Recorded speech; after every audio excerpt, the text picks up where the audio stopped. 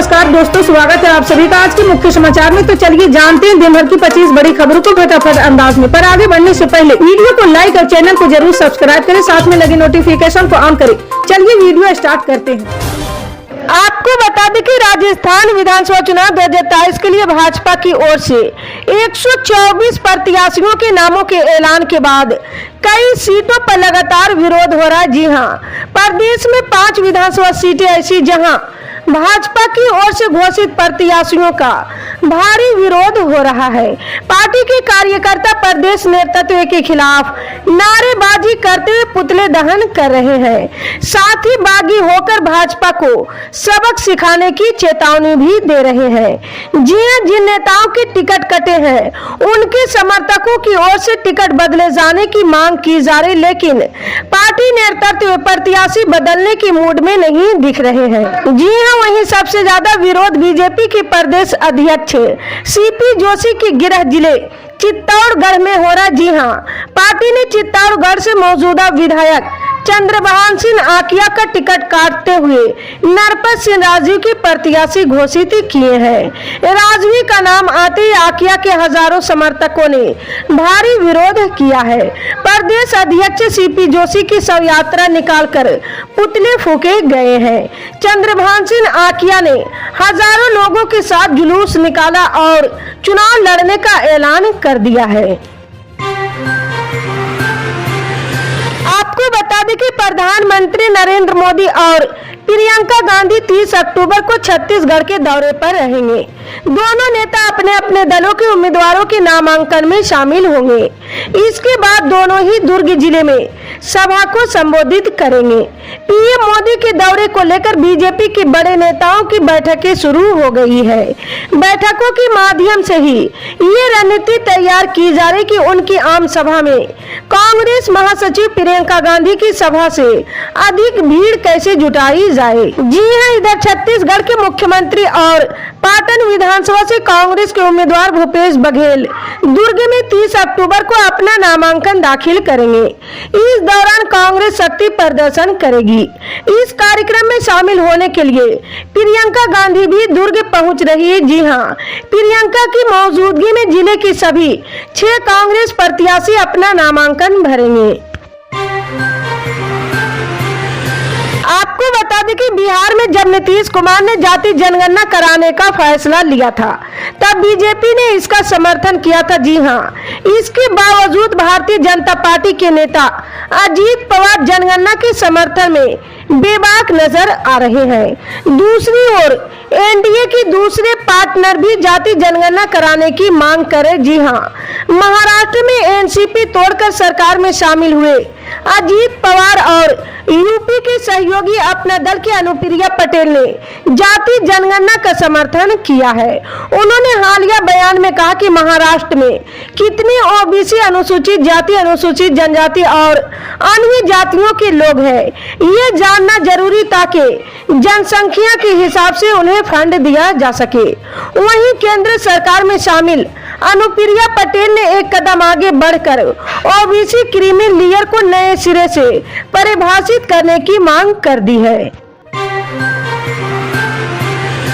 आपको बता दें कि महाराष्ट्र में युवाओं के सामने आने वाले मुद्दों को उजागर करने के लिए पुणे से नागपुर तक पैदल मार्च युवा संघर्ष यात्रा को मंगलवार को हरी झंडी दिखाई गई है। इस दौरान एनसीपी प्रमुख शरद पवार भी मौजूद रहे हैं। जी हां, इस यात्रा का नेतृत्व एनसीपी विधायक और शरद पवार के पोते रोहित पवार ने किया है।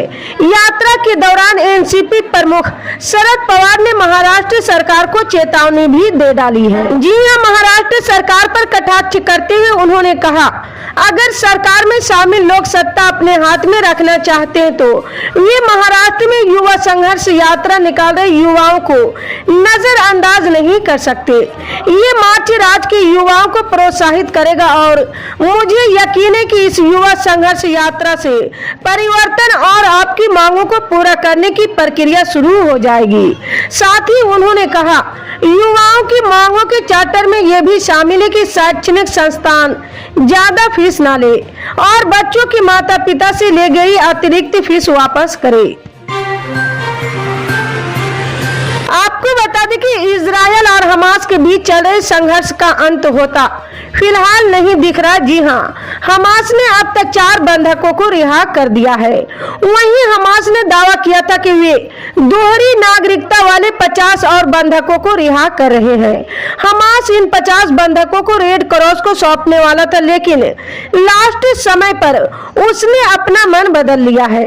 अब रिहाई पर अंतिम समय में बड़ा पेच फंस गया। जी हां, हमास ने 50 अन्य बंधकों की रिहाई के लिए इजरायल के सामने एक शर्त रख दी है। हमास की इस शर्त से इजरायल असमंजस में है। जी हां, हमास ने 50 बंधकों की रिहाई के बदले फ्यूल सप्लाई की मांग रखी है। दरअसल गाजा पट्टी में ईंधन सप्लाई रोके जाने से वहां बड़ा संकट पैदा हो गया। जी हां, अब हमास बंधकों को छोड़ने के बदले सौदेबाजी कर रहे हैं। उसका कहना है कि ईंधन की सप्लाई शुरू करो और 50 बंधकों को ले जाओ। आपको बता दें कि पाकिस्तान के पूर्व प्रधानमंत्री नवाज शरीफ 4 साल के लंबे अंतराल के बाद लंदन से शनिवार को वतन लौट आए हैं। ऐसे में अब उन्हें स्टील मिल केस में बड़ी राहत मिली। जी हां, दरअसल पंजाब की कार्यवाहक सरकार ने अल अजीजिया स्टील मिल केस में नवाज शरीफ की सजा निलंबित कर दी है, जिससे इस मामले में अब नवाज शरीफ की गिरफ्तारी नहीं हो सकेगी।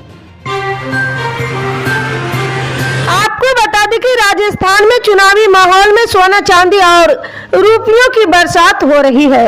सूबे में चुनावी माहौल के दौरान आचार संहिता की पालना के लिए एक्शन में आई सुरक्षा एजेंसियां ये सब देखकर हैरान हैं। जी हां, राजस्थान में आचार संहिता लगने के बाद बीते 14 दिन में 216 करोड़ रुपयों का सोना चांदी नकदी और ड्रग्स को बरामद कर जब्त किया जा चुका है। इनमें अकेले जयपुर में 35 करोड़ से ज्यादा का सोना चांदी नकदी और शराब समेत अन्य नशीले पदार्थ पकड़े गए हैं। इनमें दूसरे नंबर पर भीलवाड़ा है, जहां ये आंकड़ा 14 करोड़ को पार कर गया है। आपको बता दें कि चुनावी गहमा गहमी के बीच ऑल इंडिया मजलिसे इत्तेहादुल मुस्लिमीन के मुखिया असदुद्दीन अवैसी ने राजनीतिक से हटकर बड़ा बयान दिया। जी हां, उन्होंने इजरायल और हमास के बीच चल रहे युद्ध पर एक बार फिर अपनी बात रखी है। उन्होंने कहा कि इजरायल ने फलस्तीन की जमीन पर कब्जा कर रखा है और उसे वो जमीन वापस करनी चाहिए। जी हां, मीडिया से बातचीत में असदुद्दीन अवैसी ने कहा, हमने इस मुद्दे पर प्रस्ताव पास किया कि इजरायल ने फलस्तीन की जमीन पर जबरन कब्जा किया है। इजरायल को ये जमीन अब वापस करनी चाहिए। उसी गाजा का पूरा हिस्सा फलस्तीन को लौटाना चाहिए।